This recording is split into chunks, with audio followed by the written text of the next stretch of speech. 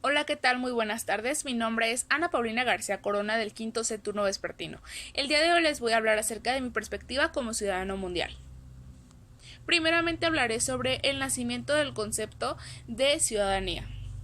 Este concepto principalmente data de la época de la Grecia antigua, en la que el Estado y el individuo se puede tener una relación entre sí. Y el Estado le proporciona al individuo un estatus superior al que normalmente se tiene un individuo.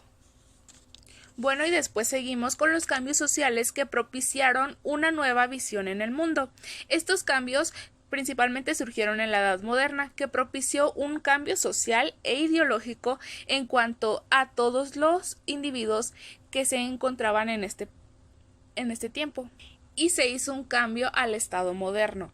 Estos principales cambios surgieron con los estados nacionales que desarrollaron los viajes desde que terminó la Revolución Industrial en el siglo XVIII.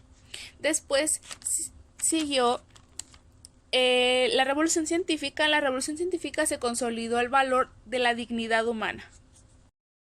Bueno, continuamos con los conflictos sociales. Los conflictos sociales se dan entre un grupo de personas o dos personas, en la que principalmente las personas implicadas quieren un cambio, ya sea de ideología, de defender alguna posición, algún interés o para defender algún tipo de cambio que se quiera dar. Los principales conflictos que existen aquí en México son el racismo, el machismo, la homofobia, la desigualdad económica y la crisis económica también y la corrupción, entre otros. Por otro lado tenemos la multiculturalidad. Esta es una diversidad de culturas en la que no precisamente se tiene que tener una relación entre sí y esta puede ser una convivencia de diferentes civilizaciones y culturas que tienen en un mismo espacio. Por ejemplo, aquí en México, la diversidad de idiomas y de culturas que tenemos es un gran ejemplo de esta multiculturalidad.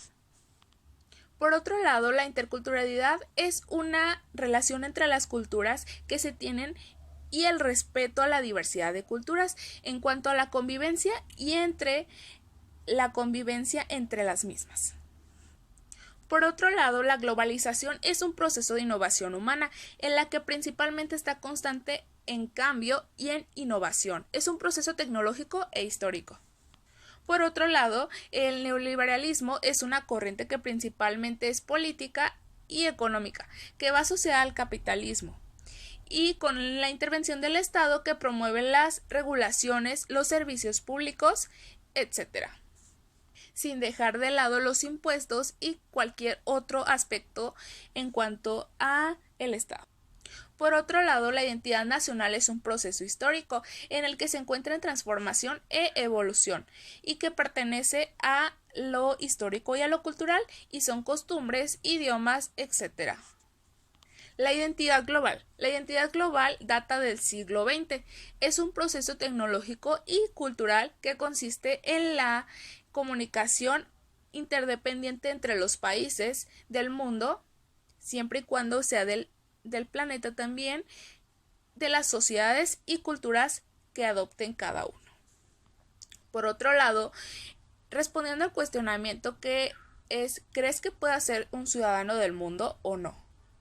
Sí, siempre y cuando seamos propositivos, proactivos y manifestemos ante cualquier injusticia o ante cualquier acto que creamos que está mal en cuanto al mundo.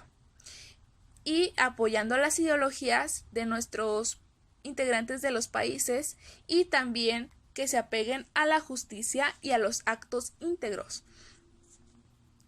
Por ejemplo, si yo soy un ser ciudadano del mundo, yo no estoy de acuerdo en cuanto a la legalización de la marihuana para consumo propio, pero sí para consumo medicinal, por lo que si a mí me preguntan que si estoy de acuerdo, yo ampliamente diré que no, pero esto es en base a lo que está en mis ideologías y siempre y cuando sean íntegras y justas. Bueno, pues muchas gracias.